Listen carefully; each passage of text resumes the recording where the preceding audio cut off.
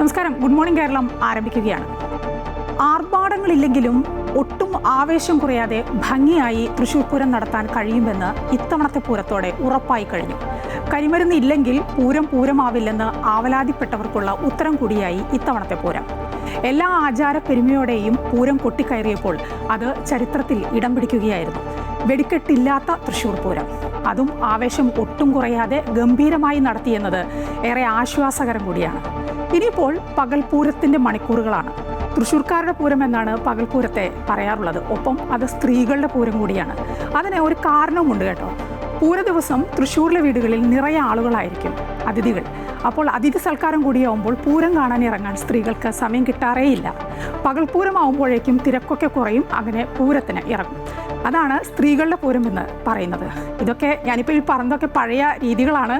ഇന്ന് അതെല്ലാം മാറിയിട്ടുണ്ട്. പാറമേക്കാവ് ഭഗവതി മണികണ്ഠനാലിൽ നിന്നും തിരുവമ്പാടി ഭഗവതി നായ്ക്കനാലിൽ നിന്നും രാവിലെ ഒരു 8-8:15 എഴുന്നള്ളത്ത് തുടങ്ങും. ഇരുവിഭാഗത്തിൻ്റെയും പാണ്ടിമേളം 12 മണിയോടെ അവസാനിക്കും. അതിനുശേഷം ഭഗവതിമാർ ഉപചാരം ചൊല്ലി ശ്രീമൂലസ്ഥാനത്ത് നിന്നും അടുത്ത പൂരത്തിന് കാണാമെന്ന് പറഞ്ഞു പിരിയും. അതോടെ പൂരച്ചടങ്ങുകൾക്ക് ഔപചാരികമായി സമാപനമാവുകയാണ്. അങ്ങനെ ഇനിയുള്ള മണിക്കൂറുകളിലെ പൂരവിശേഷങ്ങളിലേക്കും മറ്റു വാർത്തകളിലേക്കുമെല്ലാം വരാം. അതിനു മുമ്പ് പ്രധാന വാർത്തകൾ നോക്കാം.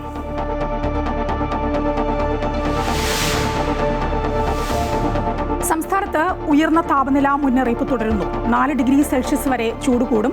ഇന്നു മുതൽ അടുത്ത 3 ദിവസം ഒറ്റപ്പെട്ട ഇടങ്ങളിൽ ഇടിമിന്നലോടുകൂടിയ വേനൽ മഴയ്ക്ക് സാധ്യത. വൈദ്യുതി പ്രതിസന്ധി ചർച്ച ചെയ്യാൻ KSEB കോർ കമ്മിറ്റി ഇന്ന് ചേരും. വൈദ്യുതി വാങ്ങുന്ന സാഹചര്യം വിലയിരുത്തും.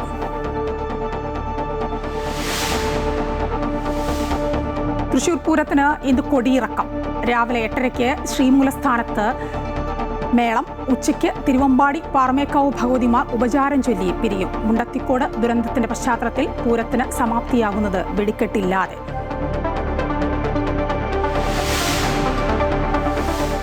പശ്ചിമേഷ്യയിൽ സമാധാനം പുനഃസ്ഥാപിക്കാൻ നയതന്ത്ര ചർച്ചകൾ ഊർജിതമാക്കി യൂറോപ്യൻ യൂണിയനും ഗൾഫ് രാജ്യങ്ങളും.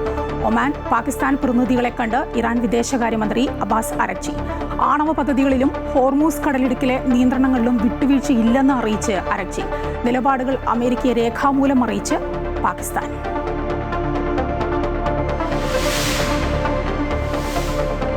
പമ്പയാറ്റിൽ നിന്ന് പമ്പ് ചെയ്യുന്ന കുടിവെള്ളത്തിൽ ഈ കോളി ബാക്ടീരിയയുടെ അളവ് അപകട നിലയിൽ.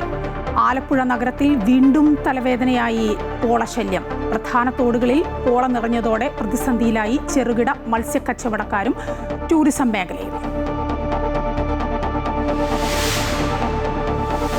IPL-ൽ സൂപ്പർ ഓവറിലേക്ക് നീണ്ട മത്സരത്തിൽ ലക്നൗ സൂപ്പർ ജയൻസിനെ തോൽപ്പിച്ച് കൊൽക്കത്ത നൈറ്റ് റൈഡേഴ്സ്. കൊൽക്കത്തയ്ക്ക് കരുത്തായത് റിങ്കു സിംഗിന്റെ തകർപ്പൻ സെഞ്ചുറി. ഇന്ന് ഡൽഹി ബംഗളൂരു പോരാട്ടം. സംസ്ഥാനത്ത് ഇന്നു മുതൽ കൂടുതൽ സ്ഥലങ്ങളിൽ വേനൽ മഴ ലഭിച്ചേക്കും. ഇടിയോടുകൂടിയ മഴയ്ക്കാണ് സാധ്യതയെന്ന് കാലാവസ്ഥാ നിരീക്ഷണ കേന്ദ്രം അറിയിച്ചു. ശക്തമായ കാറ്റും ഉണ്ടാകും. ബുധനാഴ്ച 4 ജില്ലകളിൽ യെല്ലോ അലർട്ട് പ്രഖ്യാപിച്ചിട്ടുണ്ട്. കൂടുതൽ വിവരങ്ങളുമായി രജിത്ത് ചേരുകയാണ്. രജിത്ത്, ഇത്തവണത്തെ ആ താപനില, ഉയർന്ന താപനില, അതിന് ചെറിയൊരു ശമനം വരുന്നുണ്ട്. പലയിടങ്ങളിലും വേനൽമഴയൊക്കെ തുടങ്ങിയിട്ടുണ്ട്. ഇനിയുള്ള ദിവസങ്ങളിലേക്ക് വേനൽമഴ ശക്തമായേക്കും. അതൊരു പ്രതീക്ഷയാണ്. എന്താണ് കാലാവസ്ഥാ നിരീക്ഷണ കേന്ദ്രത്തിൻ്റെ ഒരു വിലയിരുത്തൽ?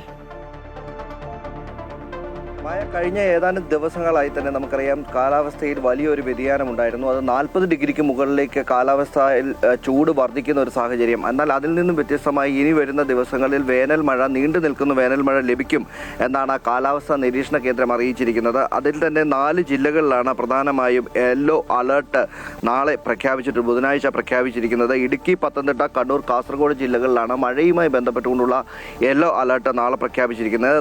വ്യാഴാഴ്ച ഇടുക്കിയും കോട്ടയത്തും ഇതേ രീതിയിൽ തന്നെ യെല്ലോ അലർട്ട് പ്രഖ്യാപിച്ചിട്ടുണ്ട്. ഒറ്റപ്പെട്ട ശക്തമായ മഴയ്ക്കാണ് സാധ്യതയുള്ളത്. ഇടിയോടും മിന്നലോടും കൂടിയ മഴയായിരിക്കും ഉണ്ടാവുക എന്നും കാലാവസ്ഥാ നിരീക്ഷണ കേന്ദ്രം അറിയിച്ചിട്ടുണ്ട്. അതേ സമയത്ത് തന്നെയാണ് കഴിഞ്ഞ ദിവസങ്ങളിൽ തുടർന്നു വന്ന താപനില മുന്നറിയിപ്പ് ഇന്നും തുടരുന്നുണ്ട് എന്നതാണ്.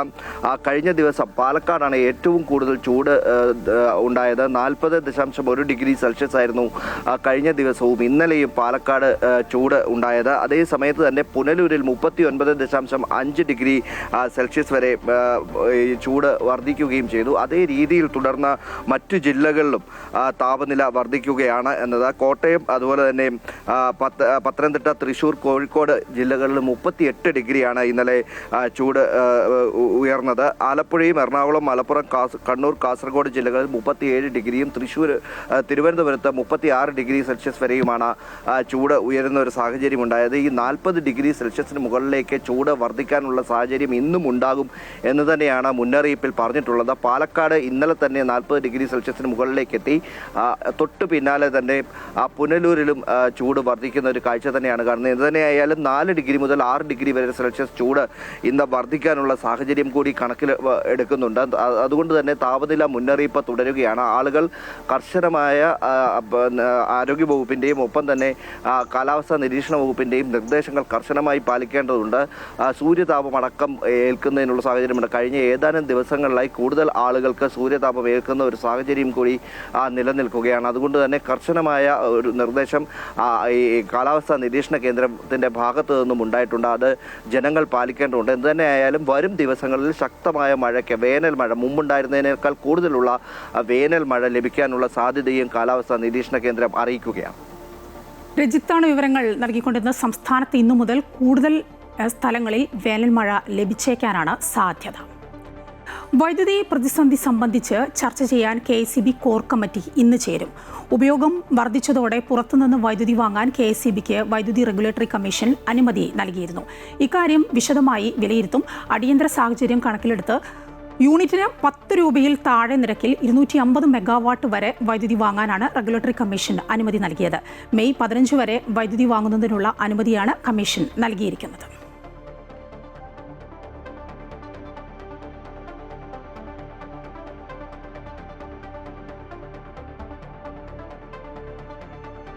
ഇന്ന് തൃശ്ശൂർ പൂരത്തിൻ്റെ കൊടിയിറക്കം. ഉപചാരം ചൊല്ലി തിരുവമ്പാടി, പാറമേക്കാവ് ഭഗവതിമാർ പിരിയുന്നതോടെ ഈ വർഷത്തെ പൂരത്തിന് പരിസമാപ്തിയാവും. പിന്നീട് അടുത്ത പൂരക്കാലത്തേക്കുള്ള ഒരു വലിയ കാത്തിരിപ്പാണ്. കൂടുതൽ വിവരങ്ങളുമായി ഹരീഷ് നാരായൺ ചേരുകയാണ്.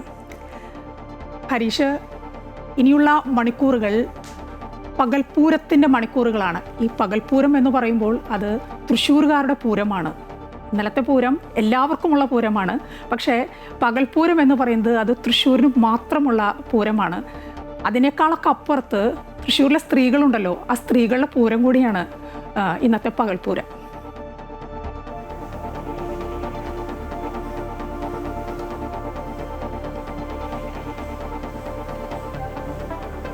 തീർച്ചയായും മായ തൃശ്ശൂർക്കാരി ആയതുകൊണ്ട് മായയ്ക്ക് കൃത്യമായി തന്നെ അത് അറിയാൻ പറ്റും. കാരണം ഈ പകൽപൂരം എന്ന് പറഞ്ഞാൽ അത് സ്ത്രീകളുടെ പൂരമാണ്. ഈ തൃശ്ശൂർ പൂരത്തിൻ്റെ സമയങ്ങളിലൊക്കെ സ്ത്രീകൾ പലപ്പോഴും വീടുകളിൽ തിരക്കായിരിക്കും. അതിനുശേഷം ഈ പൂരം കാണാൻ വേണ്ടി സ്ത്രീകളും കൂടി തൃശ്ശൂരിലേക്ക് ഇറങ്ങുന്ന, ഈ വടക്കുന്നാഥൻ്റെ സന്നിധിയിലേക്ക് വരുന്ന ആ ഒരു ദിവസം കൂടിയാണ് ഈ ഒരു പകൽപൂരം എന്ന് പറയുന്നത്. അതുകൊണ്ട് സ്ത്രീകൾക്ക് ഏറ്റവും കൂടുതൽ പ്രാധാന്യമുള്ള, സ്ത്രീ പ്രാതിനിധ്യം ഏറ്റവും കൂടുതലുള്ള പൂരമാണ് തൃശ്ശൂരിലെ പകൽപൂരം. പ്രത്യേകിച്ചും ഈ ഒരു ഉപചാരം ചൊല്ലിപ്പിരിയുന്ന ആ ഒരു ദിനം എന്ന് പറഞ്ഞാൽ കൂടുതൽ സ്ത്രീ പ്രാതിനിധ്യം പൂരത്തിൽ കാണാൻ നമുക്ക് സാധിക്കും. അങ്ങനെയാണ് ഈ തൃശ്ശൂരിൻ്റെ ചരിത്രം പരിശോധിച്ചാൽ നമുക്ക് മനസ്സിലാവാൻ സാധിക്കുന്നത്. എന്തായാലും ഇന്ന് ഇപ്പോൾ ഞാൻ നിൽക്കുന്നത് ശ്രീമൂലസ്ഥാനത്താണ്. ഇവിടെ കഴിഞ്ഞ ദിവസം ഉണ്ടായ പൂരത്തിൻ്റെ ഭാഗമായി ആകെ അലങ്കോലപ്പെട്ടിരുന്നു. അതൊക്കെ ക്ലീൻ ചെയ്യുന്ന തത്രപ്പാടിലാണ്. മാത്രമല്ല രാവിലെ തന്നെ ഭക്തജനങ്ങളൊക്കെ തന്നെ ഈ ക്ഷേത്രത്തിലേക്ക് എത്തുന്ന ഒരു കാഴ്ചയൊക്കെ നമുക്ക് കാണാൻ സാധിച്ചു. ഇവിടെയാണ് ഇന്ന് ദേവിമാർ ഉപചാരം ചൊല്ലി പിരിയുന്ന ആ പൂരത്തിൻ്റെ കൊടിയിറക്കത്തിൻ്റെ ഏറ്റവും പ്രധാനപ്പെട്ട നിമിഷങ്ങൾ കടന്നു പോകുന്ന ആ ഒരു സ്ഥലം കൂടിയാണ് ഈ ശ്രീമൂലസ്ഥാനം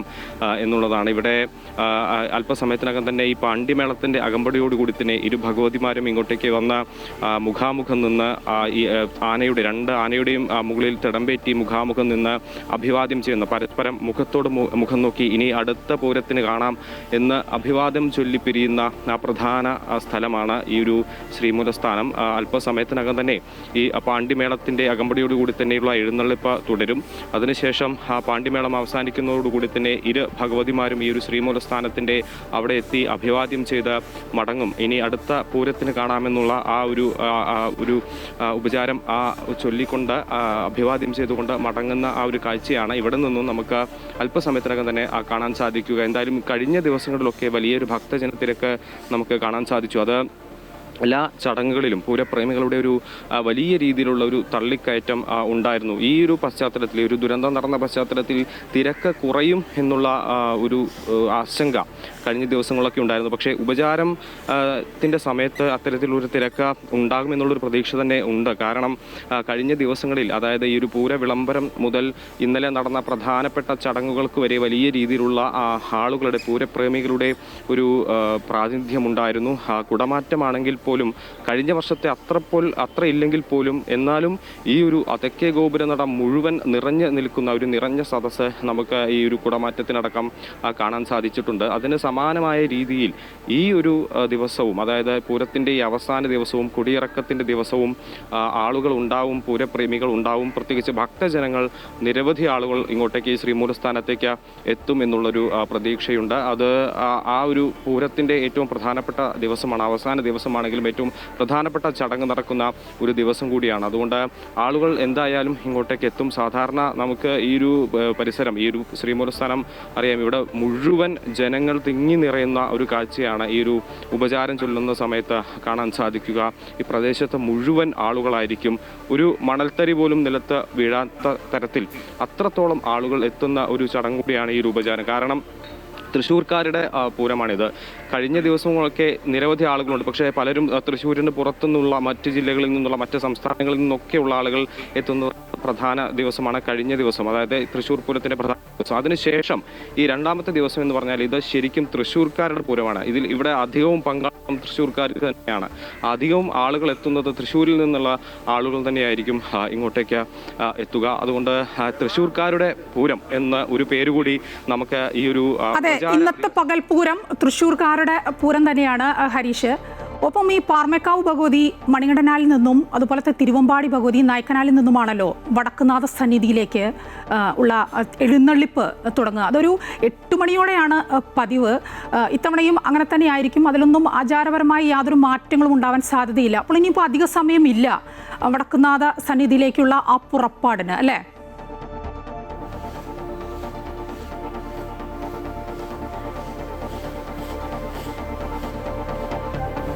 തീർച്ചയായും അതിന് 8 മണിയോടെയാണ്.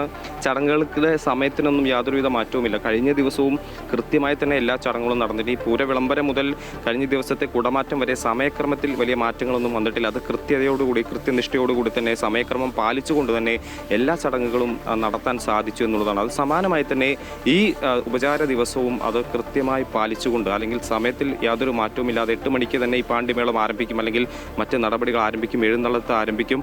നടുവിലാലിൽ നിന്നും മണികണ്ഠനാലിൽ നിന്നും ഭഗവതിമാരെത്തി ഈ ശ്രീമൂലസ്ഥാനത്തേക്ക് എത്തി അഭിവാദ്യം ചെയ്ത് ഉപചാരം ചൊല്ലി പിരിയുന്ന ആ ഒരു അസുലഭ നിമിഷം, അല്ലെങ്കിൽ അസുലഭ ദൃശ്യങ്ങൾ നമുക്ക് അല്പസമയത്തിനകം തന്നെ കാണാൻ സാധിക്കുമെന്നുള്ളതാണ്. എന്തായാലും ഇന്ന് കൃത്യമായി 8 മണിയോടുകൂടി തന്നെ ആരംഭിക്കുമെന്നുള്ളതാണ് മനസ്സിലാക്കുന്നത്. ഇപ്പോഴും ഒരു ജനത്തിരക്ക് ഇങ്ങോട്ടേക്ക് ആൾക്കാർ എത്തിക്കൊണ്ടിരിക്കുന്നുണ്ട്, ഭക്തജനങ്ങളടക്കം എത്തിക്കൊണ്ടിരിക്കുന്നുണ്ട്.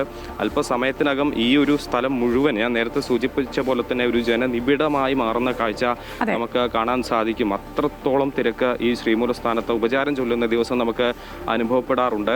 ഈ ഒരു വർഷവും സമാനമായ രീതിയിൽ തിരക്ക് ഉണ്ടാകുമെന്നുള്ളൊരു പ്രതീക്ഷയും നമുക്ക് ഉണ്ട്. എന്തായാലും അല്പസമയത്തിനകം അതിൻ്റെ കൃത്യമായ ചടങ്ങുകളെല്ലാം തന്നെ ആരംഭിക്കും. ചടങ്ങുകൾക്കൊന്നും ഒരു ഭംഗവുമില്ലാതെ കൃത്യമായി തന്നെ പൂരം ഇന്നലെ വരെ നടന്നു എന്നുള്ളതാണ്. ഇനി ഈ അവസാനം ഈ ഉപചാരം ചൊല്ലുന്ന ആ ഒരു സമയത്തും കൃത്യമായി തന്നെ അത് നടക്കും. ഭഗവത്മാർ വന്ന് ഇനി അടുത്ത വർഷം കാണാമെന്ന് പറഞ്ഞുകൊണ്ട് പിരിയുന്ന ആ ഒരു നിമിഷങ്ങൾക്ക് അതിനുവേണ്ടിയുള്ള കാത്തിരിപ്പിലാണ് ഇപ്പോൾ പൂരപ്രേമികളുമായ. ഹരീഷാണ് ശ്രീമൂലസ്ഥാനത്ത് നിന്ന് വിവരങ്ങൾ നൽകിക്കൊണ്ടിരുന്നത്. ഏറെ വിശേഷങ്ങൾ ഇന്നലെ മുതൽ ഹരീഷ് നമ്മളുമായി പങ്കുവയ്ക്കുന്നുണ്ട്. ഇന്നിപ്പോൾ പൂരത്തിന് കൊടിയിറങ്ങുകയാണ്. ഉപചാരം ചൊല്ലി തിരുവമ്പാടി പാർമേക്കാവ് ഭഗവതിമാർ പിരിയുന്നതോടെ ഈ വർഷത്തെ പൂരത്തിന് പരിസമാപ്തിയാവുകയാണ്. പിന്നെ ഒരു വർഷക്കാലത്തെ ഒരു കാത്തിരിപ്പ്. മറ്റു വാർത്തകൾ നോക്കാം. വയനാട് മുണ്ടക്കൈ ചൂരൽമല ഉരുൾപൊട്ടൽ ദുരന്തബാധിതർക്കായി മുസ്ലിം ലീഗ് നിർമ്മിച്ച വീടുകളുടെ ഗൃഹപ്രവേശന ചടങ്ങ് ഇന്ന് നടക്കും. ആദ്യം നിർമ്മിച്ച 51 വീടുകളിലാണ് ഗുണഭോക്താക്കൾ താമസം തുടങ്ങുക. കൂടുതൽ വിവരങ്ങളുമായി അരവിന്ദൻ ചേരുകയാണ്. അരവിന്ദൻ, ഈ വയനാട് മുണ്ടക്കൈ ചുരൽമല ഉരുൾപൊട്ടൽ ദുരിതബാധിതർക്കായി ലീഗ് നിർമ്മിച്ച വീടുകളുണ്ട്. അതിൻ്റെ ഒരു ഗൃഹപ്രവേശന ചടങ്ങാണ് ഇന്ന് നടക്കാൻ പോകുന്നത്. എന്താണ് വിവരങ്ങൾ അവിടെ നിന്ന് കൂട്ടിച്ചേർക്കാനുള്ളത്? മുൻപ് ഇതുപോലെ നൽകിയ വീടുകളിലൊക്കെ പല പ്രശ്നങ്ങളും ഒക്കെ ഉണ്ടായിരുന്നു. അതൊക്കെ നമ്മൾ തന്നെ പല വാർത്തകളും നൽകിയതാണ്. ഇപ്പോൾ ഈ വീടുകളിലൊക്കെ ഒരു അവസ്ഥ അതെങ്ങനെയാണ്, എന്താണ് അറിയാനാവുന്നത്? മഴ വയനാട്ടിലെ ദുരന്തബാധിതർക്കായി സംസ്ഥാന സർക്കാർ നിർമ്മിച്ച വീടുകളെ പറ്റി വിവാദങ്ങൾ ഈ അടുത്തിടെയാണ് സജീവമായിരുന്നത്. അതുപോലെ തന്നെ കോൺഗ്രസ് പ്രഖ്യാപിച്ച വീടുകൾ നിർമ്മിച്ചു നൽകിയില്ല എന്നുള്ള ആരോപണവും ഉയർന്നിരുന്നു. ഇതിനെക്കുറിച്ചുള്ള വിവാദങ്ങൾ നടക്കുന്നതിനിടെയാണ് ഇപ്പോൾ മുസ്ലിം ലീഗ് പ്രഖ്യാപിച്ച വീടുകൾ 105 വീടുകളാണ് വയനാട് മുണ്ടക്കൈ ചൂരൽമല ദുരിതബാധിതർക്കായി മുസ്ലിം ലീഗ് പ്രഖ്യാപിച്ചിരുന്നത്. ഇതിൽ 51 വീടുകളുടെ ഗൃഹപ്രവേശമാണ് ഇപ്പോൾ നടക്കുന്നത്. ഇന്ന് വൈകിട്ട് 4 മണിക്ക് മുട്ടിൽ മേപ്പാടി സംസ്ഥാന പാതയോട് ചേർന്നുള്ള തൃക്കൈപ്പറ്റ വെള്ളിത്തോടാണ് ഇത്തരത്തിൽ വീടുകൾ നിർമ്മിച്ചു നൽകുന്ന 51 വീടുകളാണുള്ളത്. ഈ വീടുകൾ 3 ബെഡ്റൂമുകളോട് കൂടിയ വീടുകളാണത്. 8 സെന്റ് സ്ഥലവും വീടുമാണ് ചൂരൽമലയിൽ മുസ്ലിം ലീഗ് ഓരോരുത്തർക്കും നൽകുന്നത്. 1060 സ്ക്വയർ ഫീറ്റുള്ള വീടിൽ 3 റൂമുകളും അതുപോലെ തന്നെ kitchen, dining hall, sit out തുടങ്ങിയ സൗകര്യങ്ങളെല്ലാം ഒരുക്കിയിട്ടുണ്ട്. കട്ടപ്പാകിയ മുറ്റവും ഒരുക്കിയിട്ടുണ്ട്. ഇത്തരത്തിൽ എല്ലാവിധ തയ്യാറെടുപ്പുകളോടും കൂടിയുള്ള ഒരു വീടുകളാണ് നൽകുന്നത്. മാത്രമല്ല ഈ 51 വീടുകളിലേക്ക് ആവശ്യമായ ഫർണിച്ചറുകളും മുസ്ലിം ലീഗ് പ്രവർത്തകർ ഒരുക്കിയിട്ടുണ്ട്. എന്തായാലും 4 മണിക്ക് സംസ്ഥാന അധ്യക്ഷൻ പാണക്കാട് സാദിഖ് അലി ശിഹാബ് തങ്ങളുടെ നേതൃത്വത്തിൽ ഈ വീടുകളിൽ ഇവർ താമസം തുടങ്ങും. ഫെബ്രുവരി 28-ന് വീട് സമർപ്പിച്ചിരുന്നു. എന്തായാലും 4 മണിയോടുകൂടി മുസ്ലിം ലീഗ് അവർ പ്രഖ്യാപിച്ച വീടുകളിലെ ആദ്യഘട്ടത്തിലുള്ള വീടുകളിൽ താമസം തുടങ്ങും ഉപഭോക്താക്കൾ. ശരി, അരവിന്ദനാണ് വിവരങ്ങൾ നൽകിയത്. വയനാട് മുണ്ടക്കൈ ചുരൽമല ഉരുൾപൊട്ടൽ ദുരന്തബാധിതർക്കായി സംസ്ഥാന സർക്കാർ നൽകിയ വീടുകളുമായി ബന്ധപ്പെട്ട് വിവാദങ്ങൾ ഒഴിയാതെ നിൽക്കുന്നുണ്ട്. അതിനിടെയാണ് ഇന്നിപ്പോൾ മുസ്ലിം ലീഗ് നിർമ്മിച്ച വീടുകൾ അതിൻ്റെ ഗൃഹപ്രവേശന ചടങ്ങ് നടക്കാൻ പോകുന്നത്. കേരള വാട്ടർ അതോറിറ്റി വിതരണം ചെയ്യുന്ന കുടിവെള്ളത്തിൽ മാരകമായ ഈക്കോളി ബാക്ടീരിയയുടെ സാന്നിധ്യം. പമ്പയാറ്റിൽ റാന്നി പമ്പ് ഹൗസിൽ നിന്നും പമ്പ് ചെയ്യുന്ന വെള്ളത്തിലാണ് ബാക്ടീരിയയുടെ സാന്നിധ്യം കണ്ടെത്തിയത്. ശുദ്ധജലത്തിൽ 0 ബാക്ടീരിയയുടെ അളവ് അപകടകരമായ നിലയിലാണെന്നാണ് പരിശോധനാ ഫലങ്ങൾ വ്യക്തമാക്കുന്നത്.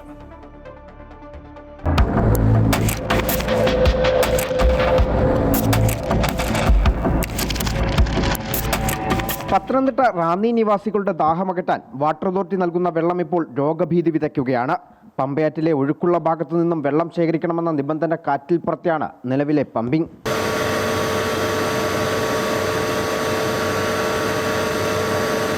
സാമൂഹ്യ പ്രവർത്തകനായ സിൽവിൻ ബെന്നി മുൻകൈയെടുത്ത് നടത്തിയ ലാബ് പരിശോധനയിലാണ് ഞെട്ടിക്കുന്ന വിവരങ്ങൾ പുറത്തുവന്നത്.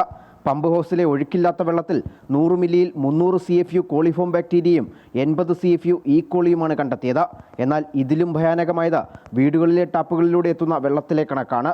100 മില്ലിയിൽ 140 CFU കോളിഫോം ബാക്ടീരിയയും 15 CFU ഈക്കോളിയും വീടുകളിലെത്തുന്ന വെള്ളത്തിലുണ്ട്.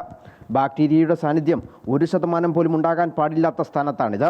ഇവർ പമ്പ് ചെയ്യുന്നതിന് മുമ്പ് ഇവിടെ കെട്ടിക്കിടക്കുന്ന വെള്ളം ഞാൻ പരിശോധിച്ചപ്പോൾ ആ വെള്ളത്തിൽ 147 CFU ആണ്. അതെന്ന് പറഞ്ഞു കഴിഞ്ഞാൽ എന്ത് പ്രശ്നങ്ങൾ, ആരോഗ്യ പ്രശ്നങ്ങൾ വേണമെങ്കിലും ആ വെള്ളത്തിൽ കൂടെ വരാം.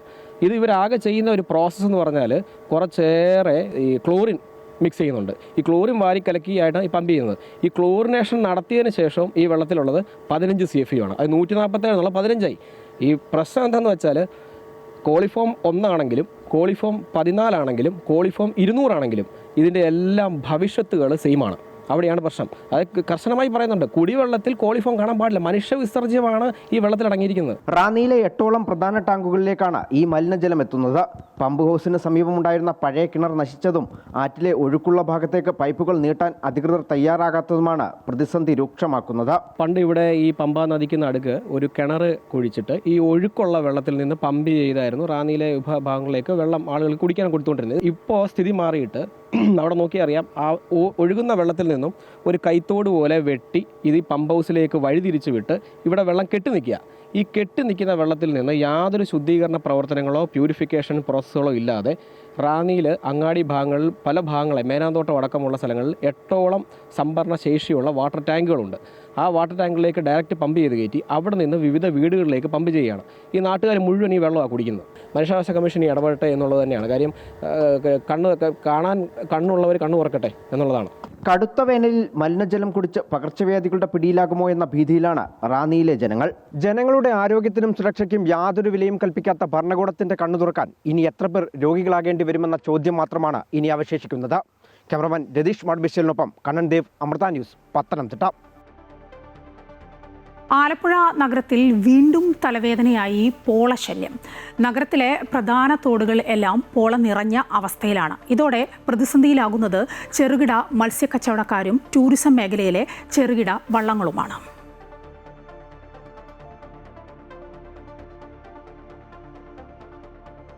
നഗരത്തിലെ പ്രധാന കനാലുകളും തോടുകളുമെല്ലാം പോള നിറഞ്ഞ അവസ്ഥയിലാണ്. ഒറ്റനോട്ടത്തിൽ തോടുകളെന്ന് പോലും പറയാൻ പറ്റാത്ത അവസ്ഥ. പലയിടങ്ങളിലും പോളകൾക്ക് പുറമെ പുല്ലും കാട്ടുചേമ്പും വള്ളിച്ചെടികളും വളർന്നു പന്തലിച്ചു. തീരത്തുണ്ടായിരുന്ന മരങ്ങൾ പലതും കനാലിലേക്ക് വീണിട്ട് മാസങ്ങളായിട്ടും നീക്കാനുള്ള നടപടിയില്ല. YMCA കനാലിലെ ഒഴുക്ക് പൂർണ്ണമായും നിലച്ച അവസ്ഥയാണ്. ഇതോടെ ഇതുവഴിയുള്ള ചെറുവള്ളങ്ങളുടെ യാത്രയ്ക്കും തടസ്സമായി. ടൂറിസം മേഖലയ്ക്കും പോളശല്യം വലിയ തിരിച്ചടിയായി. വള്ളങ്ങളുടെ പ്രൊപ്പല്ലറുകളിൽ പോളയുടക്കി കേടുപാടുകൾ സംഭവിക്കുമെന്നതിനാൽ ശിക്കാര വള്ളങ്ങളും ഇതുവഴി എത്താതെയായി. ചെറുകിട മത്സ്യത്തൊഴിലാളികൾക്കും വള്ളമിറക്കാനാവാത്ത അവസ്ഥയാണിപ്പോൾ. മുൻപ് ലക്ഷങ്ങൾ മുടക്കി പോളവാരൽ യന്ത്രം വാങ്ങിയിരുന്നെങ്കിലും ഫലമുണ്ടായില്ല. സാധാരണ ജൂൺ ജൂലൈ മാസങ്ങളിലാണ് കായലിൽ പോളശല്യം രൂക്ഷമാകാറുള്ളത്. എന്നാൽ ഇത്തവണ നേരത്തെ എത്തി. തണ്ണീർമുക്കം ബണ്ട് തുറക്കാൻ വൈകിയതോടെ ഉപ്പുവെള്ളത്തിന്റെ വരവ് നിലച്ചതും പോളശല്യം രൂക്ഷമാകാൻ കാരണമായിട്ടുണ്ട്. പലയിടങ്ങളിലും നീരൊഴുക്ക് പൂർണ്ണമായി നിലച്ചതോടെ മാലിന്യം നിറഞ്ഞ അവസ്ഥയിലാണ് നഗരത്തിലെ പ്രധാന ജലാശയങ്ങൾ. അമൃത ന്യൂസ്, ആലപ്പുഴ. ഇറ്റാലിയൻ നാവികർ ഉൾപ്പെട്ട 2012 കടൽക്കൊലക്കേസ് വീണ്ടും സുപ്രീം കോടതിയിൽ. കേരള ഹൈക്കോടതിയിൽ കേസുമായി ബന്ധപ്പെട്ട് കെട്ടിവെച്ച 3 കോടി രൂപയുടെ ബോണ്ട് തിരികെ നൽകണമെന്നാണ് ഇറ്റാലിയൻ കപ്പൽ കമ്പനിയുടെ ഹർജി. കേസ് സുപ്രീം കോടതി ഇന്ന് പരിഗണിക്കും. നേരത്തെ ഇറ്റലി കെട്ടിവെച്ച 10 കോടി രൂപ മത്സ്യത്തൊഴിലാളികളുടെ കുടുംബത്തിനും ബോട്ടുടമയ്ക്കും വിതരണം ചെയ്യുന്നതിന് കേരള ഹൈക്കോടതിയെ ചുമതലപ്പെടുത്തിക്കൊണ്ട് കടൽക്കൊലക്കേസിലെ ഇന്ത്യയിലെ എല്ലാ നടപടികളും സുപ്രീം കോടതി അവസാനിപ്പിച്ചിരുന്നു.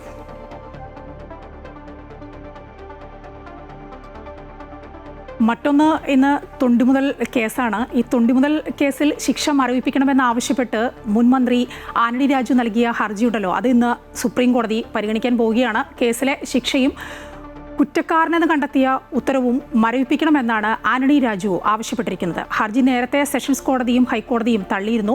മയക്കുമരുന്ന് കേസിലെ തൊണ്ടിമുതലായ അടിവസ്ത്രത്തിൽ കൃത്രിമം കാട്ടിയെന്ന കേസിൽ കോടതി ശിക്ഷിച്ചതോടെ ആന്റണി രാജുവിന് MLA സ്ഥാനം നഷ്ടമായിരുന്നു. തെരഞ്ഞെടുപ്പിൽ മത്സരിക്കാനും കഴിഞ്ഞില്ല.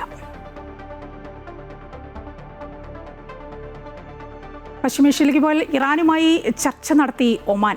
ഹോർമൂസ് കടലിടുക്കുമായി ബന്ധപ്പെട്ട പ്രതിസന്ധിയാണ് പ്രധാനമായും ചർച്ച ചെയ്തത്. തടഞ്ഞുവെച്ച നാവികരുടെ മോചനവും ചർച്ചയായി. ഒമാനിലെ ഹ്രസ്വ സന്ദർശനത്തിന് ശേഷം ഇറാൻ വിദേശകാര്യമന്ത്രി അബ്ബാസ് അരക്ചി റഷ്യയിലേക്ക് തിരിച്ചു. പാകിസ്ഥാൻ സന്ദർശനത്തിന് പിന്നാലെ ഒമാനിലെത്തിയ അദ്ദേഹം ഭരണാധികാരി സുൽത്താൻ ഹൈതം ബിൻ താരിഖുമായി കൂടിക്കാഴ്ച നടത്തി. ആണവ പദ്ധതിക്ക് പുറമെ ഹോർമൂസ് കടലിടുക്കിലെ പുതിയ നിയമപരമായ ചട്ടക്കൂട്, യുദ്ധ നഷ്ടപരിഹാരം, സൈനിക നടപടികളിൽ നിന്നുള്ള സംരക്ഷണം, അമേരിക്കയുടെ സമുദ്ര നിയന്ത്രണങ്ങൾ നീക്കൽ തുടങ്ങിയ വിഷയങ്ങളിൽ ചർച്ച നടന്നതായി ഇരുവിഭാഗവും സ്ഥിരീകരിച്ചു. അതേസമയം ഇറാൻ തങ്ങളുടെ ആണവ പദ്ധതികളിലും ഹോർമൂസ് കടലിടുക്കിലെ ഗതാഗത നിയന്ത്രണങ്ങളിലും യാതൊരു വിട്ടുവീഴ്ചയ്ക്കും തയ്യാറല്ലെന്ന കർശന നിലപാട് അമേരിക്കയെ അറിയിച്ചിരിക്കുകയാണ്. നേരത്തെയും ഇത് ഇറാൻ അറിയിച്ചതാണ്. വീണ്ടും അത് ആവർത്തിച്ചിരിക്കുകയാണ്. പാകിസ്ഥാൻ വഴി രേഖാമൂലമാണ് ഇറാൻ തങ്ങളുടെ ഉപാധികൾ കൈമാറിയത്. അതേസമയം മേഖലയിൽ സമാധാനം ഉറപ്പാക്കാനായി ഗൾഫ് രാജ്യങ്ങളും യൂറോപ്യൻ ശക്തികളും നയതന്ത്ര ചർച്ചകൾ ഊർജിതമാക്കിയിട്ടുണ്ട്. ഖത്തർ പ്രധാനമന്ത്രി, ഈജിപ്ത്, ഫ്രാൻസ്, സൗദി അറേബ്യ എന്നീ രാജ്യങ്ങളിലെ വിദേശകാര്യമന്ത്രിമാർ ഇറാൻ വിദേശകാര്യമന്ത്രി അബ്ബാസ് അരക്ചിയുമായി ഫോണിൽ സംസാരിച്ച് സ്ഥിതിഗതികൾ വിലയിരുത്തി കഴിഞ്ഞു. ഇതിനു പുറമെ American state secretary Marco Rubio UAE വിദേശകാര്യമന്ത്രിയുമായി ചർച്ചകൾ നടത്തിവരികയുമാണ്.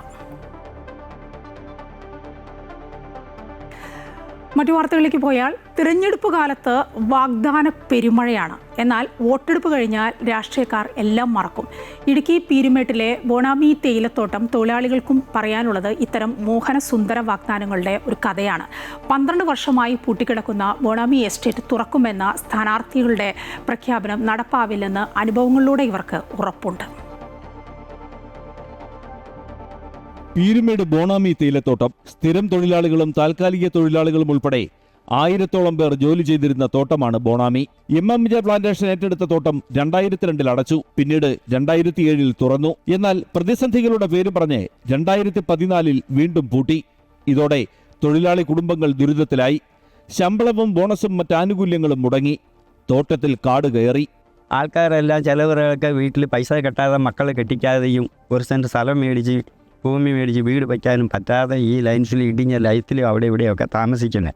ഇപ്പം ഒരു തുറന്ന് ഇനി എവിടെ തുറക്കാനാ എസ്റ്റേറ്റൊക്കെ വനവായിപ്പോയി, മരവും കാര്യമൊക്കെ ആയിപ്പോയി. തോട്ടമുടമകൾ PF അടയ്ക്കാതെ വന്നതോടെ വിരമിക്കലിന്റെ ഒരു ആനുകൂല്യവും ഇവർക്ക് ലഭിക്കുന്നില്ല. തിരഞ്ഞെടുപ്പ് കാലത്ത് മൂന്ന് മുന്നണികളും വോട്ട് തേടിയെത്തി. പതിവ് വാഗ്ദാനങ്ങൾ നൽകി. തങ്ങൾ വിജയിച്ചാൽ തോട്ടം തുറക്കും. എന്നാൽ ഒന്നും സംഭവിക്കില്ലെന്ന് തൊഴിലാളികൾക്കറിയാം. അന്ന് വന്ന് UDFകാർ പറഞ്ഞ് ഞങ്ങൾ ജയിച്ചാൽ എസ്റ്റേറ്റ് തുറക്കും എല്ലാം ചെയ്ത് എവിടെ തുറക്കാൻ ഒന്നും നടക്കുകയല്ല. ഞങ്ങൾ പറഞ്ഞിരിക്കുന്നവരും ഞങ്ങൾ തുറക്കാമെന്ന് പറഞ്ഞ് 10 കൊല്ലം ഇരുന്നിട്ടും തുറന്നില്ല. ഇങ്ങനെയാണ് പോകുന്നത്. അപ്പം BJPക്കാർ വന്ന് ഞങ്ങൾ ജയിച്ചാൽ ഞങ്ങൾ തുറക്കാമെന്ന് വെച്ച് അവർ ജയിക്കാൻ പോകുന്നില്ല, തുറക്കാൻ പോകുന്നില്ല. ഇത് ഇങ്ങനെ പോയിക്കൊണ്ടിരിക്കും. തിരഞ്ഞെടുപ്പ് വാഗ്ദാനങ്ങൾ നടപ്പാക്കാനുള്ളതല്ലെന്ന് രാഷ്ട്രീയ പാർട്ടികൾക്കറിയാം. ഇപ്പോൾ ഈ തൊഴിലാളികളും ഇത് തിരിച്ചറിയുന്നു. എല്ലാ തിരഞ്ഞെടുപ്പ് കാലത്തും ചൂടൻ ചർച്ചയ്ക്കുള്ള വിഷയം മാത്രമാണ് പീരുമേട് തേയിലത്തോട്ടം പ്രതിസന്ധി. അമൃത ന്യൂസ്, ഇടുക്കി. ഏലക്ക വില കുതിച്ചു കയറുമ്പോഴും സാധാരണ കർഷകർക്ക് ഇതിന്റെ ഗുണം ലഭിക്കുന്നില്ല. കഴിഞ്ഞ ദിവസം നടന്ന ലേലത്തിൽ 1 കിലോ ഏലക്കയ്ക്ക് 6000 രൂപയ്ക്ക് മുകളിൽ വിലയെത്തി. 2800 രൂപയാണ് ശരാശരി വില. എന്നാൽ വില ഉയരുന്നതിന് മുമ്പ് തന്നെ ഭൂരിഭാഗം കർഷകരും ഉൽപ്പന്നം വിറ്റഴിച്ചു കഴിഞ്ഞു. ഏലക്ക വില കുതിച്ചു കയറുകയാണ്. വിലവർദ്ധനവ് ഏലം കർഷകർക്ക് പ്രതീക്ഷ നൽകുന്നതാണെങ്കിലും ഈ സീസണിൽ 90% പേരും ഏലക്ക വിറ്റ് കഴിഞ്ഞു. ഭൂരിഭാഗം ചെറുകിട കർഷകരുടെ കയ്യിലും 1 കിലോ പോലും സ്റ്റോക്കില്ല. 20 ദിവസത്തിനിടെ ഏലക്കായ്ക്ക് വിലയിൽ 700 രൂപയിലധികം വർധനയുണ്ടായി. മാർച്ച് പകുതിയോടെ 2100 രൂപയായി കുറഞ്ഞെങ്കിലും 2800 രൂപയാണ് ഇപ്പോഴത്തെ ശരാശരി വില. ഏതാനും വർഷങ്ങളായിട്ട് വില ഒരു സ്ഥിരതയുണ്ട്. ഒത്തിരി വില കുറഞ്ഞു പോകുന്നില്ല. 2500 രൂപയ്ക്കൊക്കെ അടുത്ത് ശരാശരി ഏലക്കായ്ക്ക് കിട്ടുന്നുണ്ട്. കൂടിയ വില ഇന്നലെയൊക്കെ നല്ല വില കാണിച്ചിട്ടുണ്ട്, 6000 രൂപയ്ക്ക് മുകളിൽ. എങ്കിലും അത് സാധാരണ കൃഷിക്കാർക്ക് കിട്ടത്തില്ല. എങ്കിലും 2500 രൂപയ്ക്ക് അടുത്ത് വില കിട്ടുന്ന ഒരു നല്ല വിലയാണ്. പിന്നെ ഈ വരൾച്ചയും ഇടയൊക്കെ പ്രശ്നങ്ങളും പിന്നെ പഴയതിനേക്കാട്ടിലും ഒക്കെ കേടുകൾ ഒത്തിരി കൂടുതലായിട്ടുണ്ട്. അവയെല്ലാം ചെറുക്കാനായിട്ടുള്ള മരുന്നുകളൊക്കെ അടിക്കുന്നത് നല്ല വില പിടിപ്പുള്ള മരുന്നുകളൊക്കെയാണ്. അതുകൊണ്ട് തന്നെ ചെലവ് കൂടിയിട്ടുണ്ട്. സ്പൈസസ് ബോർഡിന്റെ ലേലത്തിൽ കഴിഞ്ഞ ദിവസം കൂടിയ വില 6024 രേഖപ്പെടുത്തി. 1 കിലോ പച്ച ഏലക്കയുടെ വില 450 മുതൽ 500 രൂപ വരെയാണ്. കഴിഞ്ഞ വർഷത്തെ അപേക്ഷിച്ച് ഇത്തവണ ഏലക്ക ഉൽപാദനം ഗണ്യമായി കുറഞ്ഞിരുന്നു. കർഷകരുടെ കയ്യിൽ ഏലക്ക ഇല്ലാതെ വന്നതോടെ വില ഇനിയും ഉയരാനാണ് സാധ്യത. ജില്ലയിൽ വരൾച്ച ശക്തി പ്രാപിച്ചതോടെ ഏലച്ചെടികൾ കരിഞ്ഞുണങ്ങി നശിക്കുകയാണ്. ഇതും കർഷകർക്ക് തിരിച്ചടിയായി. അമൃത ന്യൂസ്, ഇടുക്കി. അഭിമാന നേട്ടവുമായി കണ്ണൂർ അമൃത വിദ്യാലയം. CBSE 10ാം ക്ലാസ് പരീക്ഷയിൽ 100% വിജയത്തിനൊപ്പം വിദ്യാർത്ഥികൾ ഉന്നത വിജയവും കരസ്ഥമാക്കി.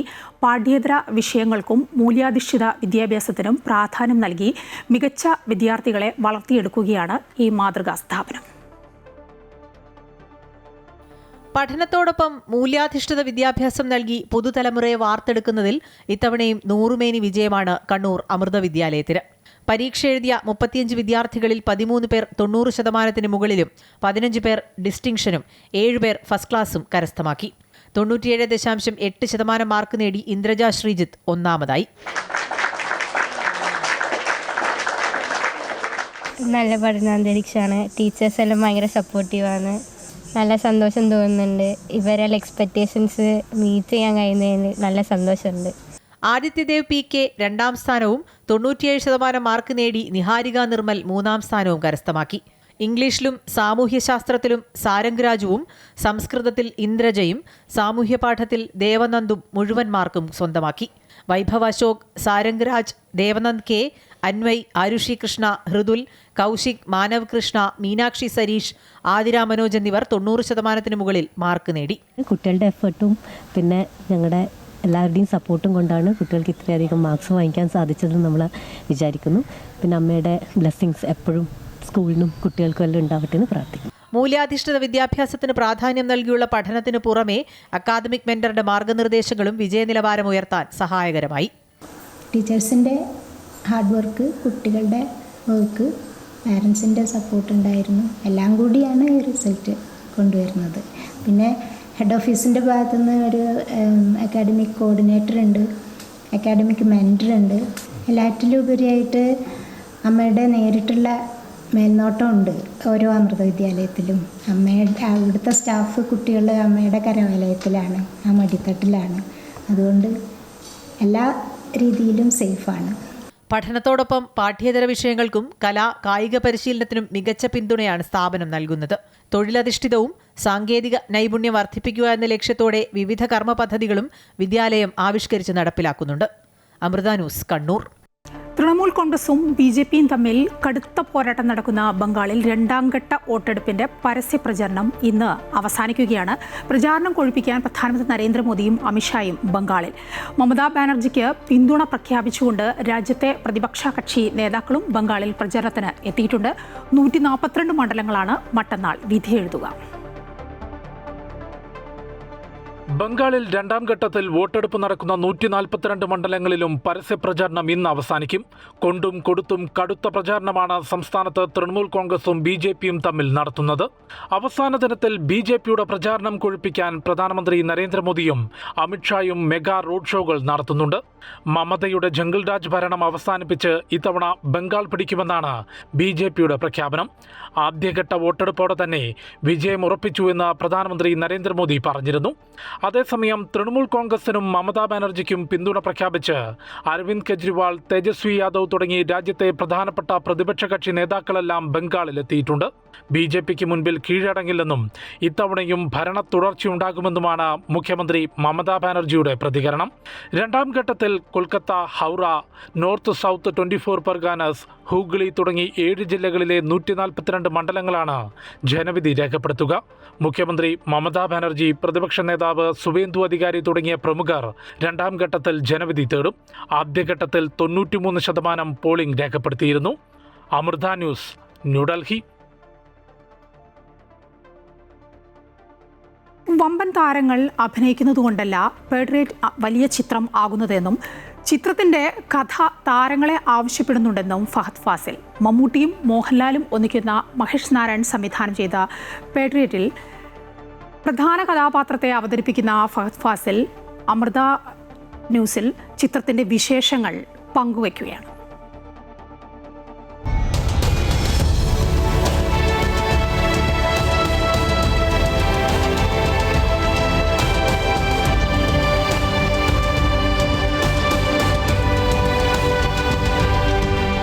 മലയാളികൾ വളരെ പ്രതീക്ഷയോടെ കാത്തിരിക്കുന്ന സിനിമയാണ് പേട്രിയറ്റ്. ഇതിൽ 2 M's, മലയാളത്തിലെ ഏറ്റവും വലിയ 2 പേർ ഒന്നിക്കുന്നുവെന്ന് മാത്രമല്ല 4 ഹീറോ ഉണ്ടെന്ന് പറഞ്ഞാലും 2 ഹീറോ ഉണ്ടെന്നാണ് ഇപ്പോൾ പറഞ്ഞു കേൾക്കുന്നത്. യഥാർത്ഥത്തിൽ 2 ഹീറോ, അതിലൊരാളാണ് ഇപ്പോൾ എന്നോടൊപ്പമുള്ളത്. വലിയ പ്രത്യേകിച്ച് ഫഹദിൻ്റെ കെമിസ്ട്രി അറിയാവുന്നൊരു ഡയറക്ടറാണ് മഹേഷ് നാരായണൻ. അദ്ദേഹത്തിനൊപ്പം വേറൊരു വലിയ ക്യാൻവാസിലേക്ക് അഭിനയിച്ച സിനിമ മമ്മൂക്കയുടെ ഒരു ഡ്രീമായിട്ട് തന്നെ മാറിയ സിനിമ എന്ന് അദ്ദേഹത്തിൻ്റെ വാക്കുകളിൽ നമുക്ക് മനസ്സിലാക്കാൻ പറ്റുന്നത്. എത്രത്തോളം പ്രത്യേകതയുണ്ട്? ഇല്ല, തികച്ചും ഇത്രയും ആക്ടേഴ്സിനെ ഒരുമിച്ച് കൊണ്ടുവരാൻ ഡിസേർവിംഗ് ആയിട്ടുള്ളൊരു സ്ക്രിപ്റ്റാണത്. അപ്പോൾ ആദ്യത്തെ ഹീറോ സ്ക്രിപ്റ്റ് തന്നെയാണ്. എല്ലാവരും ആ സ്ക്രിപ്റ്റ് കേട്ടിട്ട് ആ സ്ക്രിപ്റ്റിനോടുള്ള ഇഷ്ടം തന്നെയാണ് എല്ലാവരെയും ഈ സിനിമയിലേക്ക് എത്തിച്ചത്. അതിപ്പോൾ ഒരു സ്ക്രിപ്റ്റ് രൂപത്തിൽ നിന്നും ഫുൾ ഫ്ലെഡ്ജ് ഫിൽമായി നിൽക്കുകയാണ്. സോ ഇനിയിപ്പം ഞങ്ങളും ക്യൂരിയസ് ആണ്, എന്താണ് ഓഡിയൻസ് എങ്ങനെയാണ് പടം സ്വീകരിക്കുന്നതെന്ന് അറിയാൻ വേണ്ടി. മഹേഷ് നാരായണനെ ഏറ്റവും അടുത്തറിയാവുന്ന ഒരാൾ ഈ സിനിമയുടെ ഗ്രൂപ്പിൽ ഫഹദാണെന്ന് പറയാം. അപ്പോൾ ഫഹദിന് വളരെ കംഫർട്ടബിൾ ആയിട്ടുള്ളൊരു ഡയറക്ടറാണ് അദ്ദേഹം. ആ കെമിസ്ട്രിയിലോട്ട് മറ്റുള്ളവരും വന്ന് പ്രത്യേകിച്ച് എങ്ങനെയാണ് ആ ഒരു മാറ്റം, പ്രത്യേകിച്ച് മമ്മൂക്കയുടെ ആണല്ലോ ആദ്യം കഥ പറഞ്ഞത്, പിന്നെയാണ് ബാക്കിയുള്ളവരെല്ലാം സിനിമയിൽ ജോയിൻ ചെയ്യുന്നത്. അപ്പോൾ അത്രയും വലിയൊരു ക്യാൻവാസ് ഈ സിനിമ ആവശ്യപ്പെട്ടിരുന്നത് യഥാർത്ഥത്തിൽ ഇതിൻ്റെ ത്രെഡിന് അത്രയും വലിപ്പം ഉണ്ടായിരുന്നു. തീർച്ചയായും ഇത്രയും ആക്ടേഴ്സിനെ ഡിസേർവ് ചെയ്യുന്നൊരു സ്ക്രിപ്റ്റ് തന്നെയായിരുന്നു. പിന്നെ മഹേഷിനെ സംബന്ധിച്ചിടത്തോളം മഹേഷിന് ഏത് ആക്ടറിനെയും ക്രാക്ക് ചെയ്യാൻ പറ്റുന്നൊരു ഫിൽം മേക്കറാണ്. അപ്പം ഒരുപക്ഷെ കുഞ്ചാക്കോയും ഒക്കെ മഹേഷായിട്ട് ഇത് 3ാമത്തെ സിനിമയാണ്. അപ്പം എല്ലാവരുമായിട്ടൊരു പ്രത്യേക വർക്കിംഗ് കെമിസ്ട്രിയുള്ള ആളാണ് മഹേഷ്. എല്ലാവർക്കും അത് ഇഷ്ടപ്പെടും. ആക്ടേഴ്സിൽ നിന്നും കറക്റ്റ് പെർഫോമൻസ് എക്സ്പ്ലോയിറ്റ് ചെയ്യുന്നൊരു ഫിൽം മേക്കർ തന്നെയാണ് മഹേഷ്. ടേക്ക് ഓഫ് അല്ലെങ്കിൽ സി യു സൂൺ, മാലിക്, പല എക്സ്പെരിമെൻറ്റ്സ്, അതിനകത്ത് ചില ഗ്രേ ഷെയ്ഡുള്ള കഥാപാത്രങ്ങളുണ്ട്. ഈ കഥാപാത്രത്തിൻ്റെ പറയാൻ പറ്റുന്ന വിശേഷങ്ങളൊന്ന് പറയാൻ പറ്റുമോ? ഇല്ല, ഇനിയിപ്പോൾ ഒന്നും പറയാനില്ല, ഇനി തിയേറ്ററിൽ കണ്ടാൽ മതി. പെരിസ്കോപ്പ് പോലുള്ള ചില സാധനങ്ങൾ, ശക്തി സൊല്യൂഷൻസ്, ഇതിനകത്ത് ഫഹദിൻ്റെ ഒരു റോളെന്ന് പറഞ്ഞാൽ ഒരു ടെക്നോക്രാറ്റ് ആണോ എന്താണതിൽ? എല്ലാം കണ്ടാൽ മതി. എന്തായാലും മറ്റൊരു കാര്യം, ഒരുപാട് രാജ്യങ്ങൾ ചിത്രീകരിച്ചിട്ടുണ്ട്, ഒരുപാട് പെർമിഷൻസ് വേണ്ടി വന്നു. അതിൻ്റെ ചിത്രീകരണത്തിൻ്റെ ഒരു വെല്ലുവിളികളൊക്കെ എന്ന് പറഞ്ഞാൽ അത് മലയാളികൾക്കൊരു വിരുന്ന് തന്നെ ആയിരിക്കും അല്ലേ യഥാർത്ഥത്തിൽ? തീർച്ചയായും. ഈ പടം ദുബായ്, അസർബൈജാൻ, ഇന്ത്യയിൽ തന്നെ ഡൽഹി, ഹൈദരാബാദ്, കൊച്ചി, ബോംബെ ഒക്കെ ഷൂട്ട് ചെയ്തിട്ടുള്ള പടമാണ്. അപ്പം ഒരു പുതിയ എക്സ്പീരിയൻസ് തന്നെ ആയിരിക്കും എന്നാണ് വിശ്വസിക്കുന്നത്, വിഷ്വലി ആൻഡ് നാരറ്റീവ് വൈസ്. ഒരു കോമ്പറ്റീഷൻ അഭിനയത്തിലുണ്ട്, നിങ്ങൾ തമ്മിൽ ഒരുമിച്ചുള്ള സീക്വൻസസ് ഒക്കെ ഉണ്ടായിരുന്നു, അതിലേക്ക് ഒരു പരസ്പരം കൊടുക്കൽ വാങ്ങലുകൾ, ഇംപ്രൊവൈസേഷൻ, ആ കാര്യങ്ങളൊക്കെ എങ്ങനെ ഉണ്ടായിരുന്നു? ഇല്ല, സ്ക്രിപ്റ്റിലുള്ളതാണല്ലോ നമ്മൾ ചെയ്യുന്നത്. അപ്പോൾ അങ്ങനെ ഒരു കോമ്പറ്റീഷൻ അല്ല. സ്ക്രിപ്റ്റിൽ ആ സീൻ നന്നായി വർക്കൗട്ട് ആകുക, അതിൻ്റെ എല്ലാ ചുമതലയും മഹേഷിന് തന്നെയാണ്. അപ്പോൾ മഹേഷ് കറക്റ്റായിട്ട് നമ്മളെ ഗൈഡ് ചെയ്യുമായിരുന്നു. ഒന്നുകൂടെ ആവശ്യമുള്ളപ്പം 1 more പോവുക, അല്ലെങ്കിൽ ഇൻറ്റൻസിറ്റി കുറയ്ക്കണമെങ്കിൽ അങ്ങനെ കുറയ്ക്കുക. അപ്പോൾ എല്ലാം കൺട്രോൾ ചെയ്യുന്ന ഒരു ഫിലിം മേക്കർ തന്നെയാണ്. അപ്പം അയാളെ ട്രസ്റ്റ് ചെയ്ത് നിൽക്കുക എന്നുള്ളത് തന്നെയാണ് ആക്ടേഴ്സ് ചെയ്യേണ്ടത്. എന്നാലും സിനിമയെക്കുറിച്ച് വലിയ പ്രതീക്ഷകളാണ്. കഴിഞ്ഞ ദിവസങ്ങളിലൊക്കെ പ്രകാശ് വർമ്മയായിട്ട് ബന്ധപ്പെട്ട കാര്യങ്ങളൊക്കെ ചോദിക്കുമ്പം ഇതിൽ നിങ്ങൾ തമ്മിലൊരു കെമിസ്ട്രി എങ്ങനെയാണ് വർക്കൗട്ട് ആയത് ഈ സിനിമയുടെ മൊത്തത്തിലുള്ള ടോട്ടാലിറ്റിയിൽ? അല്ല, അതാ പറഞ്ഞത്, സ്ക്രിപ്റ്റ് ഡിസേർവ് ചെയ്യുന്നതുകൊണ്ടാണല്ലോ. ആ സ്ക്രിപ്റ്റിലെ കഥാപാത്രങ്ങളായിട്ടാണ് ഇൻട്രാക്ഷൻ ഉണ്ടായിരുന്നത്. അപ്പം അത് ടു ഗ്രേറ്റ് എക്സ്റ്റെൻറ്റ് അത് അച്ചീവ് ചെയ്യാൻ പറ്റിയെന്ന് തന്നെയാണ് വിശ്വാസം. ഒരു കാര്യം കൂടെ അവസാനമായിട്ട്, രംഗണ്ണനാണ് നമ്മൾ ഏറ്റവും അവസാനം അഴിഞ്ഞാടിയ കഥാപാത്രമായിട്ട് കണ്ടത്, നമ്മൾ മനസ്സിൽ നിൽക്കുന്നത്. ഇത് ഒരു മലയാള സിനിമയിൽ മറ്റൊരു നാഴികക്കല്ലാകാൻ സാധ്യതയുള്ളൊരു സിനിമയാണ്. അതിനകത്ത് ഫഹദിൻ്റെ ഒരു ഇൻപുട്ട് എന്താണ്? ശരിക്കും പറഞ്ഞാൽ ഏത് രീതിയിലാണ് അതിനത് കോൺട്രിബ്യൂട്ട് ചെയ്തിരിക്കുന്നത് സിനിമയിൽ? ഇത് കണ്ടിട്ട് ആൾക്കാർ പറയണ്ടല്ലേ, ഞാൻ തന്നെ എന്നെ പറ്റി എന്ത് പറഞ്ഞുകൊണ്ടിരിക്കാനാണ്. അപ്പോൾ പടം കണ്ടിട്ട് ആൾക്കാർ പറയട്ടെ. എന്തായാലും പ്രേക്ഷകർ വിലയിരുത്തട്ടെ എന്നാണ് പറയുന്നത്. ഒരു കോൺഫിഡൻ്റ് ആയിട്ടുള്ള ആക്ടർ പറയേണ്ട ഒരു വാചകം തന്നെയാണ്. എന്തായാലും നമുക്ക് സിനിമ തിയേറ്ററിൽ തന്നെ കാണാം. മെയ് 1 അല്ലേ? മെയ് 1 എല്ലാവരും തിയേറ്ററിൽ തന്നെ ഈ സിനിമ കാണണം. തീർച്ചയായും വിജയിപ്പിക്കണം. കാരണം മലയാള സിനിമയിൽ മാത്രം സംഭവിക്കുന്ന ഒരു അത്ഭുതമാണ് ഇത്. ഇതുപോലെ എല്ലാവരും അവരുടെ ഈഗോകളും മറ്റു കാര്യങ്ങളും ഒക്കെ മാറ്റിവെച്ച് കൃത്യമായ അനുവാദത്തിൽ അവരുടെ റോളുകൾ ഭംഗിയാക്കുന്ന ഒരു സിനിമ.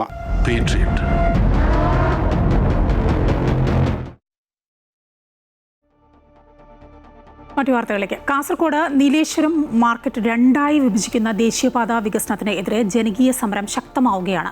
ദേശീയപാതയിൽ നെടുങ്കണ്ടം മുതൽ കരുവാച്ചേരി വരെ ആകാശപാത നിർമ്മിക്കണമെന്നാണ് നാടിന്റെ പ്രധാന ആവശ്യം.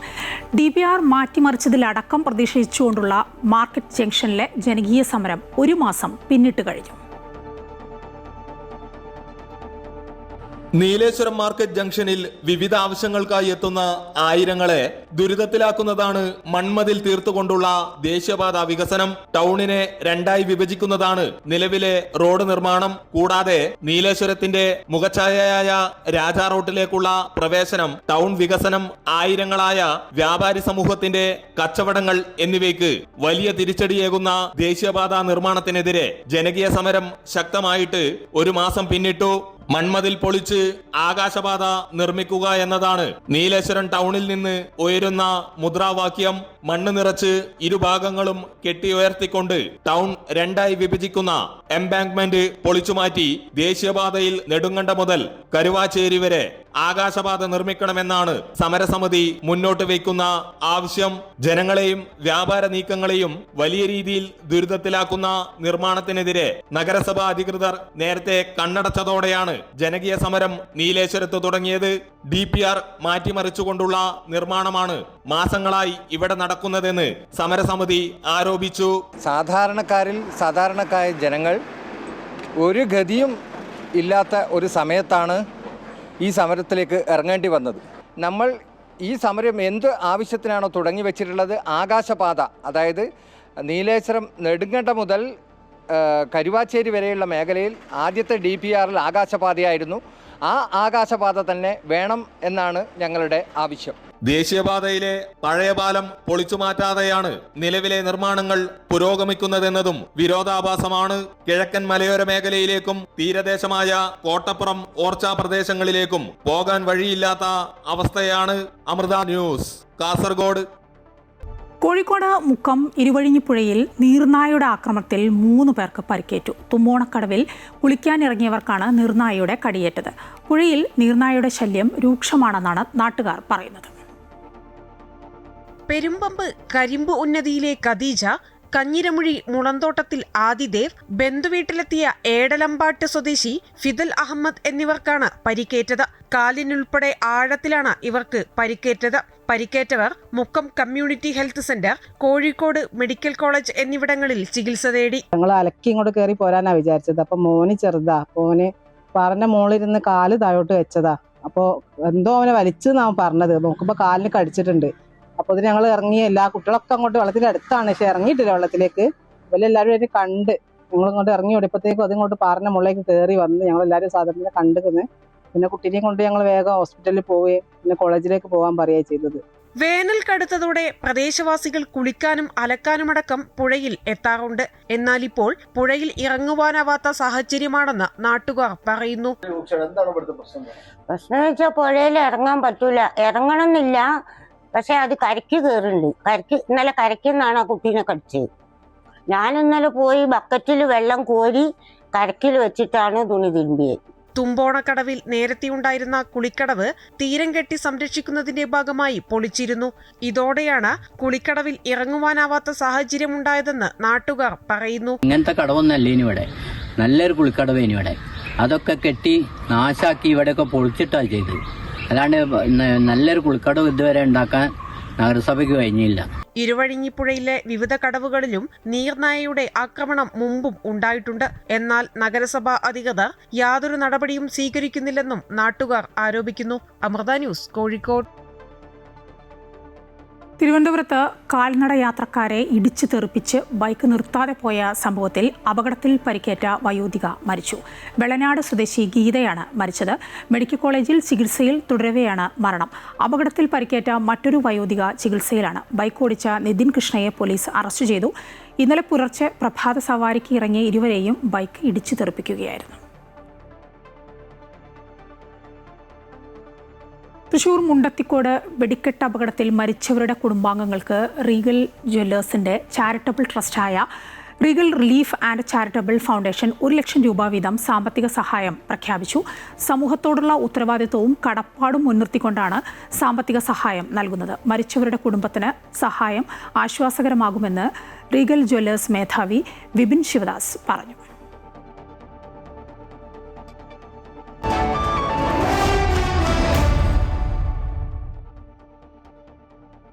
ധനകാര്യ ഓഹരി വിദഗ്ധൻ കെ ദിലീപ് വിപണി വിലയിരുത്തുകയാണ്. അത് കേൾക്കാം. ഇന്ന് നേട്ടത്തിൽ വ്യാപാരം തുടങ്ങാമെങ്കിലും വളരെ ഉയർന്ന തോതിലുള്ള കയറ്റിറക്കങ്ങൾ പ്രതീക്ഷിക്കുന്നുണ്ട്.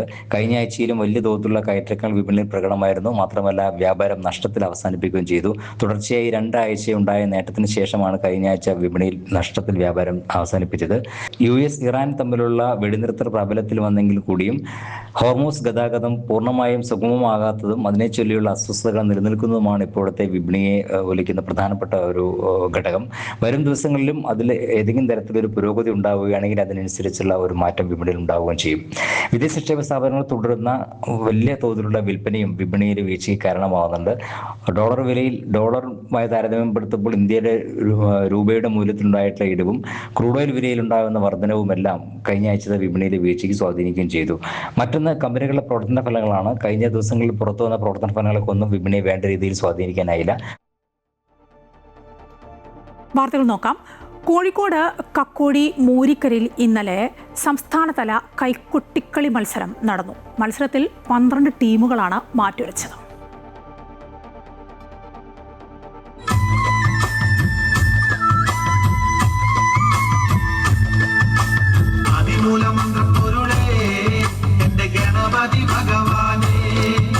കനകാഞ്ചിനി മൂരിക്കരയുടെ 1ാം വാർഷികത്തോടനുബന്ധിച്ചാണ് സംസ്ഥാനതല കൈകൊട്ടിക്കളി മത്സരം സംഘടിപ്പിച്ചത്.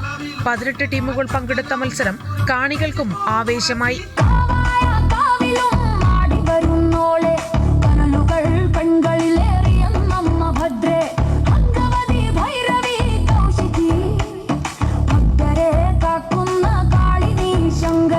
ഒന്ന്, 2, 3 സ്ഥാനങ്ങൾക്ക് യഥാക്രമം 10,000, 5,000, 3,000 രൂപ വീതം ലഭിക്കും. ക്യാഷ് പ്രൈസിന് പുറമെ ട്രോഫിയും സ്പോൺസർമാർ നൽകും. പരിപാടിയിൽ പങ്കെടുത്ത മുഴുവൻ ടീമുകൾക്കും മികച്ച പെർഫോമർക്കും പ്രോത്സാഹന സമ്മാനവും ലഭിക്കും. ഇതിൽ പാർട്ടിസിപ്പേറ്റ് ചെയ്യുന്ന എല്ലാ ടീമിനും ഞങ്ങൾ ട്രോഫി നൽകുന്നുണ്ട്. പിന്നെ ഇതിൽ നിന്ന് ബെസ്റ്റ് പെർഫോമറെയും കൂടി തിരഞ്ഞെടുക്കുന്നുണ്ട്. കുഞ്ഞു മക്കളടക്കം കുറച്ച് പ്രായമുള്ള വയസ്സിനൊന്നും ഇതിലൊരു ഇതില്ല, പ്രായഭേദമന്യേ എന്ന് പറഞ്ഞിട്ടൊരു പ്രോഗ്രാമാണിത്. അപ്പോൾ അതിൽ ആ ടീമിൽ ഏറ്റവും ബെസ്റ്റ് പെർഫോമർക്കും ഞങ്ങളൊരു മെഡൽ കൊടുക്കുന്നുണ്ട്.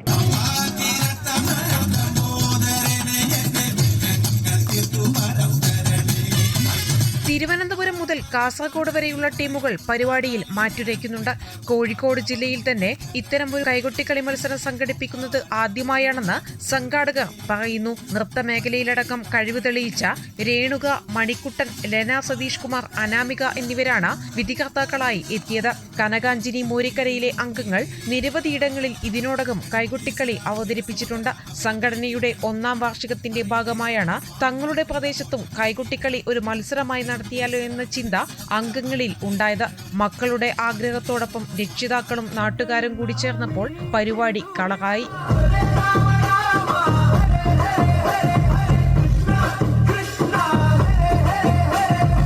അമൃത ന്യൂസ്, കോഴിക്കോട്. തുകൽ വാദ്യോപകരണങ്ങളുടെ പേരിൽ അറിയപ്പെടുന്ന ഒരു ഗ്രാമമുണ്ട് പാലക്കാട്. മൃദംഗം, തബല, മദ്ദളം തുടങ്ങിയ വിവിധ വാദ്യോപകരണങ്ങൾ പെരുവെമ്പ് ഗ്രാമത്തിൽ നിർമ്മിക്കുന്നു. ഏകദേശം 200 വർഷത്തിന്റെ പാരമ്പര്യമാണ് ഈ ഗ്രാമത്തിന് പറയാനുള്ളത്.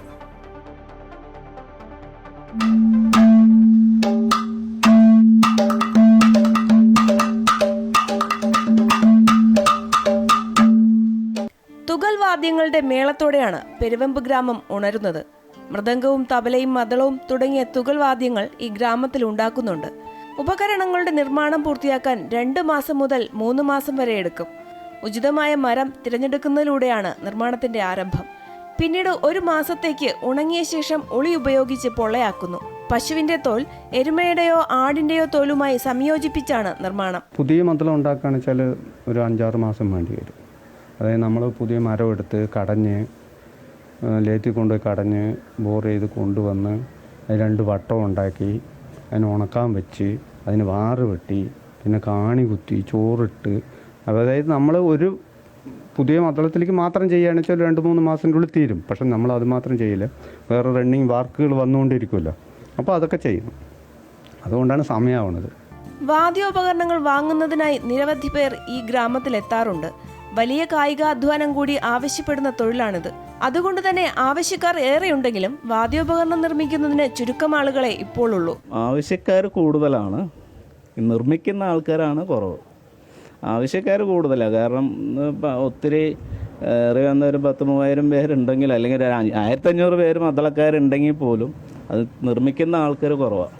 കേരളത്തിന്റെ സാംസ്കാരികവും സംഗീതപരവുമായ പൈതൃകം തുടരുന്ന ഗ്രാമങ്ങളിൽ ഒന്നാണ് പെരുവെമ്പ്. ഏകദേശം 75 കുടുംബങ്ങളാണ് നിലവിൽ ഈ പാരമ്പര്യം തുടരുന്നത്. തുകലിൻ്റെ താളവും മേളവുമാണ് ഈ ഗ്രാമത്തിൻ്റെ ശബ്ദം. ഇപ്പോഴും അവരത് ഒരു ദിനചര്യ പോലെ തുടരുകയാണ്. ക്യാമറാമാൻ സുനിലിനൊപ്പം ആതിര രാധാകൃഷ്ണൻ, അമൃത ന്യൂസ്, പാലക്കാട്. സ്വാതന്ത്ര്യലബ്ധിക്കും പതിറ്റാണ്ടുകൾക്കും മുമ്പ് മലപ്പുറത്തിൻ്റെ മണ്ണിൽ അക്ഷര വെളിച്ചം പകരാൻ തുടങ്ങിയതാണ് നെടിയിരുപ്പ് ചാരംകുത്ത് സ്കൂൾ. എന്നാൽ 1 നൂറ്റാണ്ടിലധികം കാലം ആ വിദ്യാലയം ഒരു വാടക കെട്ടിടത്തിൻ്റെ പരിമിതിയിലായിരുന്നു. ഒടുവിൽ ആ കുഞ്ഞുങ്ങൾക്കായി സ്വന്തം താലിമാല ഊരി നൽകിയ ഒരു അധ്യാപികയുടെയും കരുതലുമായി കൂടെ നിന്ന ഒരു നാടിൻ്റെയും നിശ്ചയദാർഢ്യം ഇന്ന് ലക്ഷ്യത്തിലെത്തിയിരിക്കുന്നു. ചാരംകുത്ത് GLP സ്കൂളിൻ്റെ ഭൂമി രജിസ്ട്രേഷൻ നടപടികൾ പൂർത്തിയായി. ബ്രിട്ടീഷ് ഭരണകാലത്ത് നെടിയിരുപ്പിലെ കുട്ടികൾക്ക് അറിവ് പകരാൻ തുടങ്ങിയതാണ് കൊണ്ടോട്ടിയിലെ ചാരംകുത്ത് സ്കൂൾ. കാലം മാറി, രാജ്യം സ്വതന്ത്രമായി, തലമുറകൾ കടന്നുപോയി. എന്നിട്ടും ഈ വിദ്യാലയത്തിന് സ്വന്തമായി ഒരിടമുണ്ടായിരുന്നില്ല. 111 വർഷമായി വാടക കെട്ടിടത്തിലായിരുന്നു വിദ്യാലയത്തിന്റെ പ്രവർത്തനം. എന്നാൽ നൂറ്റാണ്ട് പിന്നിട്ട കാത്തിരിപ്പിന് ഇപ്പോൾ അവസാനമായപ്പോൾ അതിനു പിന്നിൽ ഒരു അധ്യാപികയുടെ സമർപ്പണത്തിന്റെ കഥയുണ്ട്. സ്കൂളിന് ഭൂമി വാങ്ങാൻ പണമില്ലാതെ നാട് പ്രതിസന്ധിയിലായപ്പോൾ അധ്യാപികയായിരുന്ന സുമതി ടീച്ചർ തന്റെ കഴുത്തിലെ താലിമാല ഊരി നൽകിയാണ് ഫണ്ട് ശേഖരണത്തിന് തുടക്കമിട്ടത്. ടീച്ചറുടെ ത്യാഗം നാടിന്റെ വാശിയായി മാറിയപ്പോൾ 35 സെന്റ് സ്ഥലം വിദ്യാലയത്തിന് സ്വന്തമായി. ഇതൊരിക്കലും പ്രാവർത്തികമാകില്ല, നമുക്കിത് ഉപേക്ഷിച്ച് പോകാം എന്നുള്ള ചിന്ത വരെ ഞങ്ങൾക്ക് ഉണ്ടായപ്പോഴും വികസന സമിതിയിലെ അംഗങ്ങൾ പറഞ്ഞു, ഇതിൻ്റെ പിന്നിൽ ടീച്ചറുടെ മാല ഊരിത്തന്ന ഒരു പ്രവർത്തനമുണ്ട്. അതുകൊണ്ട് നമുക്കത് ഏറ്റെടുത്ത് ഇത് നമുക്ക് കഴിയുന്ന അത്ര, നമ്മൾ പ്രതീക്ഷിച്ച ആ ലക്ഷ്യത്തിലേക്ക് എത്തിയിട്ടില്ലെങ്കിലും നമുക്ക് ഈ സ്കൂളിന് സ്വന്തമായിട്ട് ഒരു 10 സെന്റ് ഭൂമിയെങ്കിലും സ്വന്തമായി വാങ്ങണം എന്ന് ഉറച്ച് മുന്നോട്ട് പോകാനുള്ള എനിക്ക് തോന്നുന്നു ആ ധൈര്യം അല്ലെങ്കിൽ ആ ആവേശം ഉണ്ടായത് ഈ മാലയിൽ നിന്ന് തന്നെയാണെന്ന് ഞാൻ വിശ്വസിക്കുന്നത്. കോഴിക്കോട് പാലക്കാട് ദേശീയപാതയോരത്ത് വൈത്തല കുടുംബം 35 സെന്റ് ഭൂമിയാണ് വിട്ടു നൽകിയത്. ഇതിൽ 15 സെന്റ് ഭൂമി സൗജന്യമായാണ് നൽകിയത്. നഗരസഭ നൽകിയ 25 ലക്ഷം രൂപയും വിദ്യാലയ വികസന സമിതി രൂപീകരിച്ച പണവും ചേർത്താണ് ഭൂമി വാങ്ങിയത്. സുമതി ടീച്ചർ കാട്ടിയ സ്നേഹത്തിന്റെ കരുത്തിൽ വാടക കെട്ടിടത്തിന്റെ പരിമിതികളില്ലാതെ ഇനി വിദ്യാർത്ഥികൾക്ക് ഇവിടെ പഠിക്കാം. അമൃത ന്യൂസ്, മലപ്പുറം. കോഴിക്കോട് 22-കാരന് പാമ്പുകടി ഏറ്റിരിക്കുന്നു. പുനൂർ സ്വദേശി മുഹമ്മദ് അൻസാറിനാണ് പാമ്പുകടിയേറ്റത്. ഇന്ന് പുലർച്ചെയോടെയാണ് സംഭവം. യുവാവ് കോഴിക്കോട് മെഡിക്കൽ കോളേജിൽ ചികിത്സയിലാണ്.